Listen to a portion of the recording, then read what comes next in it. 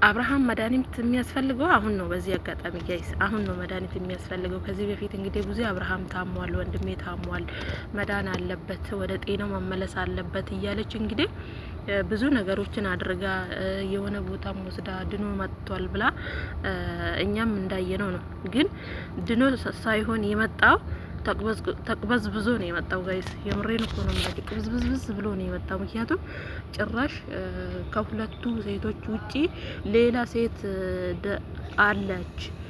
አዲስ ህይወት ሊጀምር ነው። አዲስ ህይወት ከአዲስ ሴት ጋር ሊጀምር ነው ማለት ይሄ ተቅበዝብዞ ነው የመጣው። ልጁ ከጤናው አይደለም። አሁን ራሱ አልዳንም ማለት ነው። ለዚህ ነው ቡዜ የት ወስዳው ነው አብርሃምን አድና የመጣችው? ለምንድነው ማስረጃ የሌለው አብርሃም የዳነበትን ቦታ ለምንድነው ያላሳወቃችሁን ብለን ጥያቄ ስናቀርብ የነበረው ለዚህ ነው። ለጥያቄያችን መልስ ዛሬም ትላንትናም አላገኘንም ሆነን ለመናገር። ስለዚህ አብርሃም ዛሬም ከጤናው አይደለም። ከጤናው ቢሆን ሰው ከዛችኛዋ ልጅ ወልዶ ከዚችኛዋ ውሽሚት ጋር ደግሞ ጊዜ አሳልፎ ዛሬ ደግሞ ከአዲስ ሴት ጋር አዲስ ምዕራፍ ሊጀምር ነው አይልም እንዴ? በአንድ አመት ውስጥ አብርሃም ስንት ሴት ነው የምትነካካው? ኧረ ወይኔ አብርሃም ምን ሆኖ ነው? ኧረ አብርሃምማ በደንብ ታሟል። የምሬን ነው የምላችሁ። አሁን ነው አማኑኤል የሚያስፈልገው ልጁ። አሁን በደንብ አማኑኤል ያስፈልገዋል። እንደውም አስባችሁበት ጊዜ ይዛችሁ ልጁን ቀጥታ አማኑኤል ውሰዱና እዛ ይዳን፣ በደንብ ይዳን ማለት ነው። ይሄ ልጅ ከራሱ ጋር አይደለም እንዴ? እዚች ጋር እኮ ሁለታችሁንም አልፈልጋችሁም። ሄርሜላን ብትሆኚ ሩታን ብትሆኚ እኔ አልፈልግም። እኔ አሁን ላይ ከአዲስ ሰው ጋር አዲስ ህይወት መጀመር ነው የምፈልገው ብሏል። ትናንትና ደግሞ ሩታ እቤት ከገባው በኋላ ነገሮችን ቆም ብዬ ሳስበው ነገሮች ትክክል አልነበሩም። ለአንተ ጊዜ ያስፈልጋል። ጊዜ ወስደ በደንብ አስበህበት ካለህበት ሁኔታ ነገሮችን ቆም ብለህ አስበህ ከዛ በኋላ ነው መወሰን የምትችለው ብላ ሀሳቧን ስታቀርብ ዴቭም ይሄ ነገር ትክክል ነው፣ እኔም እያልኩ ነበረ ነገሮችን በችኩል ሳይሆን ከሁለቱም ሴቶች ለመሸሽ ሳይሆን ወይ ደግሞ አንተ ቆም ብለ ካለህበት ነገር አንድ ሰው መምረጥ ወይ ደግሞ የሆነ የራስህን የሆነ ውሳኔ እንድትወስን እንፈልጋለን ሲለው አጅሬው ምን አለ? ከሁለቱም ሴቶች ጋር መሆን አልፈልግም፣ መጀመርም አዲስ ህይወትም የምፈልገው ከአዲስ ሴት ጋር ነው።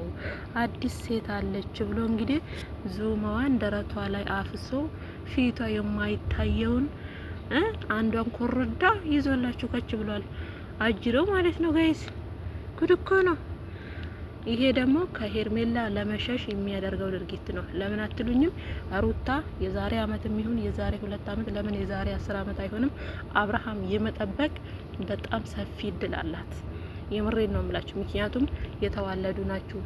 ብዙ ነገሮችን ብዙ ውጣ ውረዶችን አብረው ያሳለፉ ልጆች ናቸው። ስለዚህ አብርሃምና ሩታ መቼም ተለያይተው የማይለያዩ ሰዎች ናቸው።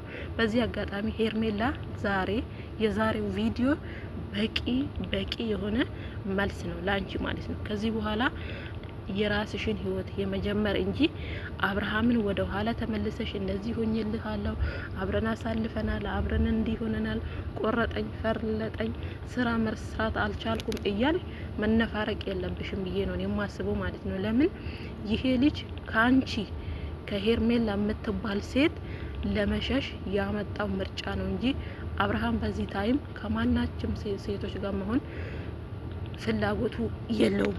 የመኖር እንኳን ፍላጎቱ ቢኖረው አሁን ላይ ትንሽ ከራሱ ጋር ጊዜ ወስዶ መቀጠል የሚፈልገው ከልጁ እናት ጋር ነው። ምክንያቱም ሩታ ምንም አይነት ነገር እንዳላደረገች ግልጽ ነው። የሆነ ነገር ሩታ እሱ ላይ ብታደርግ ኖሮ ይሄ ኦዲየንስ እሷ ላይ ሲወርድ አንቺ እንዲያደርገሽበት አብርሃምን እንዲያደርገሽ ብለው ሲወነጅሏት ከርመው እነ ቡዜ ደግሞ የሆነ ቦታ ወስደው አብርሃምን አድነን አመጣን ብለው የሩታ የሆነ ነገር የሩታ እጅ ቢኖርበት ቡዜ ራሷ አትቻልም።